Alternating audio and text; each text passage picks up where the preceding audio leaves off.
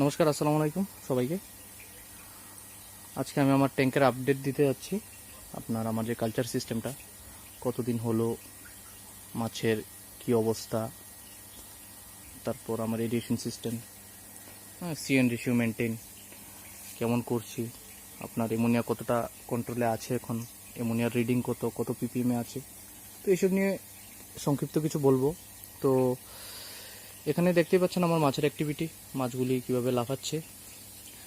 আমার এখানে 500 লাইনের যে সিট ছিল, প্রায় 500 লাইনের আপনার 6,000 সিড আমি এখানে স্টকিং করেছি আজ থেকে প্রায় 13-14 দিন আগে।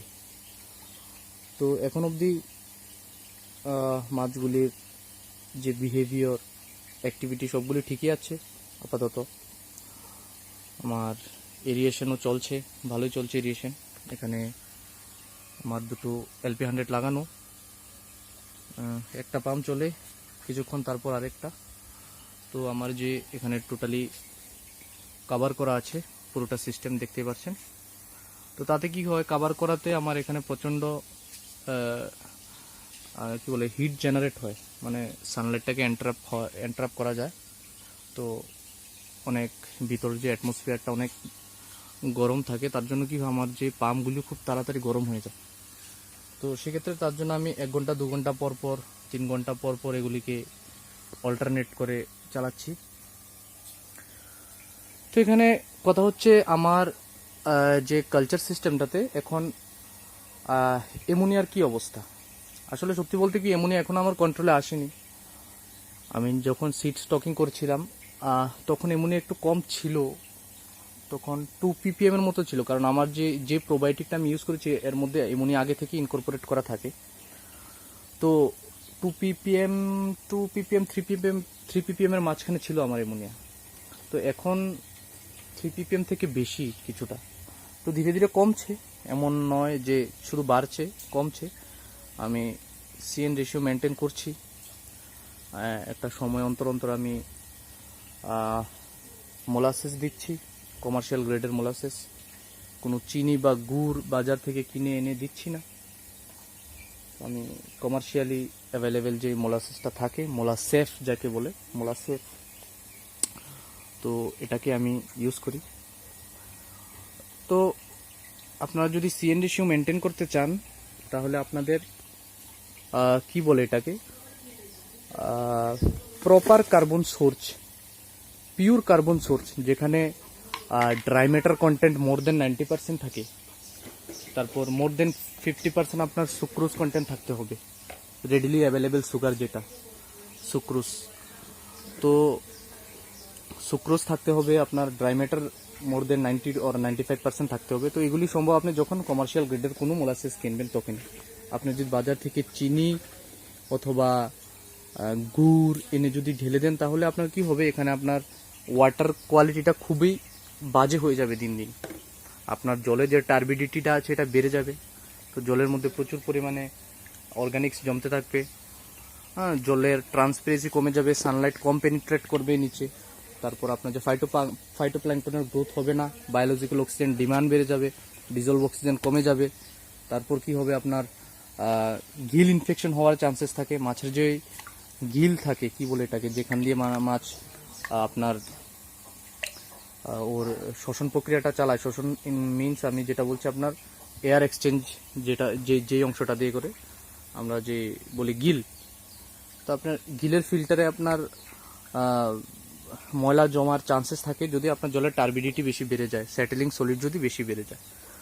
তো জলের মধ্যে আপনার সিস্টেমের মধ্যে কি দিচ্ছেন, ওই জিনিসগুলি পিওর হতে হবে। তো আমি সিএন রেশিও মেনটেন করে, আমি যেই খাবারটা দিচ্ছি এটার মধ্যে আপনার খাবারের সিএন রেশিও থাকে প্রায় আপনার 10:1 এর মতো। তো আমাদের যখন আপনার বায়োফ্লকে যখন ফ্লক তৈরি হয়নি অথবা ফ্লক তৈরি হচ্ছে ধীরে ধীরে, আমারটা যেমন ফ্লক হচ্ছে, এখনও ফ্লক সেই লেভেলে যায়নি, বাট ফ্লক হচ্ছে, এমন না যে ফ্লক নেই। আপনারা দেখতে পাচ্ছেন জলের কালার, এখানে একটু গ্রিন ফ্লক হচ্ছে। তো ফ্লক মেনটেন করার জন্য আপনার 6:1 রেশিওতে সিএন রেশিও মেনটেন করলে চলে। আর যখন আপনি ফ্লকটাকে বানাতে চান তাহলে আপনার সিএন রেশিও 20:1 মেনটেন করতে হবে।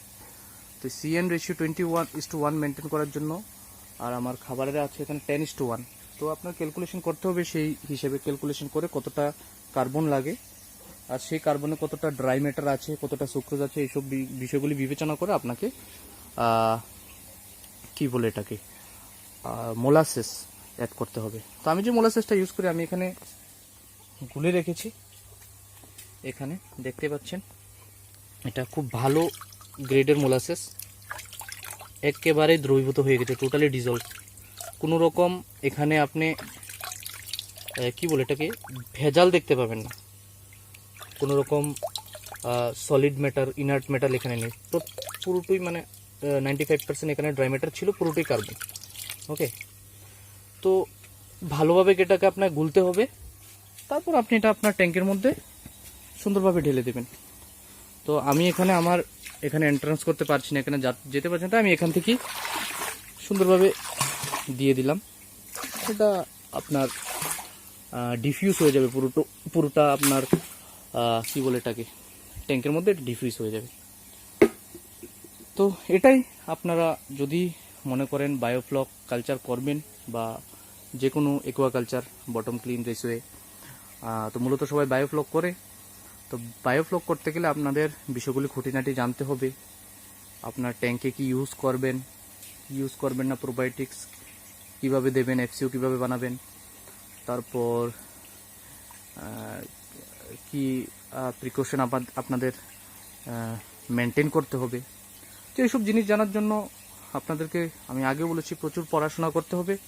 তারপর ভালো যারা পড়াশোনা করেছে, যাদের সায়েন্স ব্যাকগ্রাউন্ডটা খুব ভালো, যারা অ্যাটলিস্ট সায়েন্স নিয়ে পড়াশোনা করেছে এবং বায়োফ্লক করছে, তাদের সাথে আপনারা কনসাল্ট করতে পারেন। তো সব জিনিস জেনে আপনারা এগোতে পারেন। তো এটাই আমার মাছগুলি দেখতে পাচ্ছেন কিভাবে লাফাচ্ছে, ওরা খুবই মানে খুশি, এত পরিমাণ অক্সিজেন পাচ্ছে, ফ্লো হচ্ছে, ওয়াটার কোয়ালিটি ভালো, ফাইটোপ্লাঙ্কটন যত মানে আদর্শ একটা কালচার আমার মতে তৈরি হচ্ছে। বাট এখন আমি জানি না, দিল্লি এখনো বহু দূর, মাত্র 15 দিন হলো, তো কি হয় দেখা যাবে। আমি আপডেট দেব, আপনারা দেখবেন কি হয় না হয়, সব আপডেটই দেব। আমার এটা দেখি কি হয়। তো এটাই, সবাই সুস্থ থাকবেন, ভালো থাকবেন।